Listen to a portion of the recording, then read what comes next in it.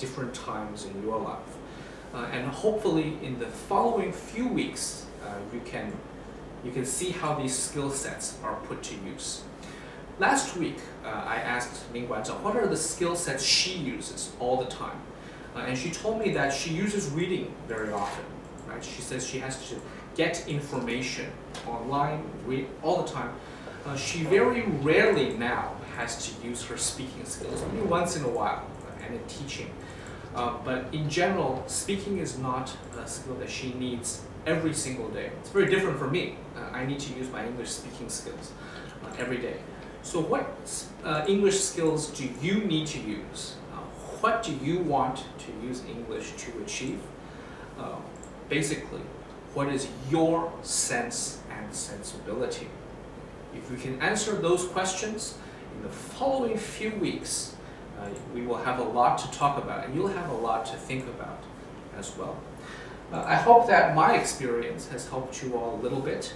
I will give you 30 seconds, and I'll start asking the cast.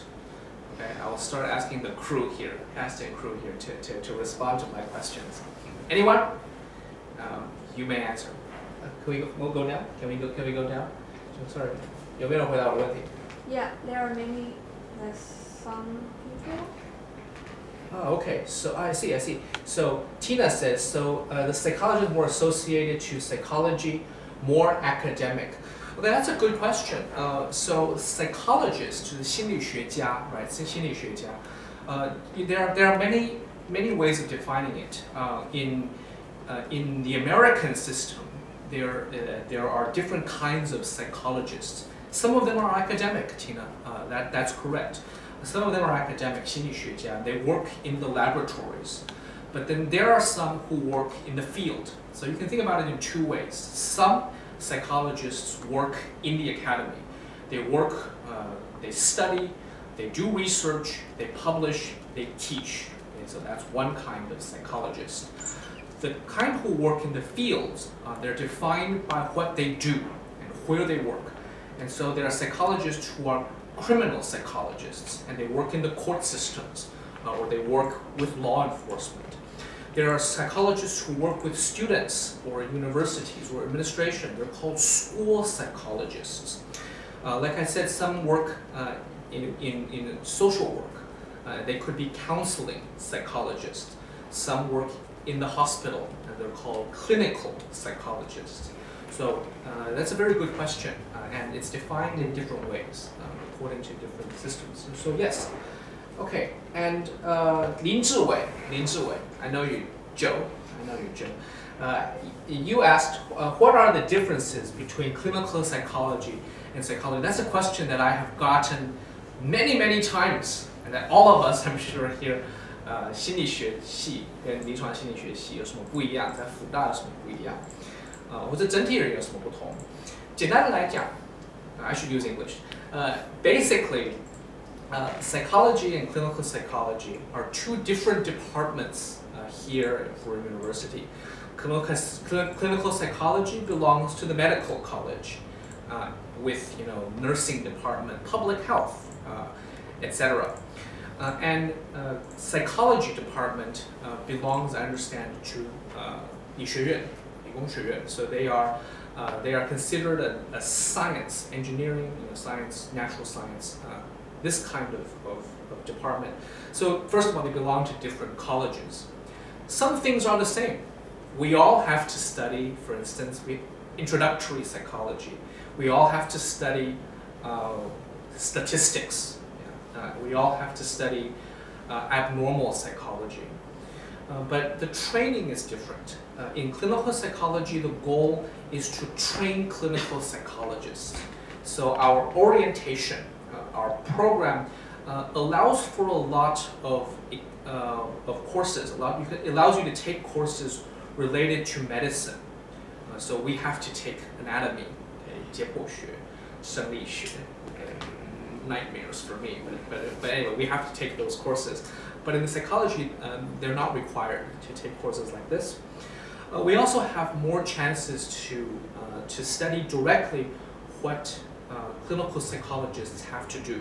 所以心理测验、心理评量，还有心理治疗. Okay, these are important skills for students, for future clinical psychologists. So that is the orientation. My understanding is that here in the psychology department, it's a little bit more diverse. You have more choice. You can become more of an academic. The focus is more on other kinds of topics like counseling or action research, etc. Okay, so I hope that answers the question of Zhiwei. And Xiaoqing, Tina wants, I think Criminal Minds is great too.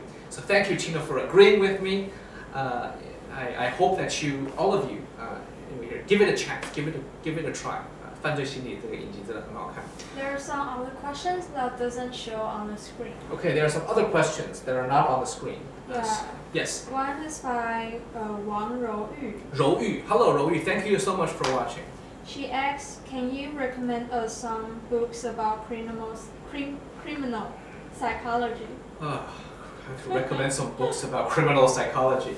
Okay, personally, as you know, I am not an expert on criminal psychology, but I think there are some wonderful novels actually. So for instance, The Silence of the Lambs, Hannibal Lecter.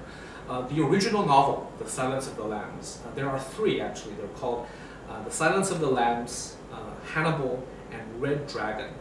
So that's a wonderful series. If you're interested in criminal science, everyone says to start with Sherlock Holmes, foremost. Wonderful novels to read. Of course, I'm an English major, so I say that. Okay. If you are looking for an academic book, or popular science book on criminal psychology, I recommend that you find. Let's see if we can Google him. Philip Zimbardo of Stanford University. Philip is Philip Zimbardo, cool name, huh? Zimbardo. He's famous for the Stanford prison experiment, and it's fascinating. I encourage you all to read it. If you are interested, I recommend watching his TED Talk first. His TED Talk is on the psychology of evil. So, 常人如何变成恶魔或英雄? And I think it's called. I believe it's called. When you go down a bit, it's called. Anyway, how normal people become monsters or heroes. Anyway, on the psychology of evil, I believe. And you can read up on him.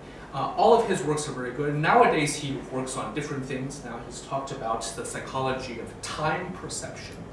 But anything written by him, particularly with the Stanford prison experiment and evil, he has a wonderful book called The Lucifer Effect. The Lucifer Effect. Can we Google that as well? The Lucifer Effect. I believe there's a Chinese edition if you're interested, but read it in English. Yes, I have to say that. Read it in English. The Lucifer Effect. And Lucifer is a Bible name. It is the name of the devil, of Satan, when he was still an angel. Yeah, Lucifer. Lucifer. The Lucifer Effect. Yeah, this one. 伯克莱哈，路西法效应. Okay, so that's the book I recommend on criminal psychology. Any other questions? There are a comment? Yes, there's a comment From Tina Wang. Tina Wang. She says, thank you so much for answering my question. Yes, thank you so much, Tina. Yes. She said, I want to understand more things which can be covered by other languages. English has its own charm. That's her comment. Wonderful. English has its own charm. Of course, if you study other languages, for instance, I think Japanese is a wonderful language to study, and a lot of things. This is my experience actually.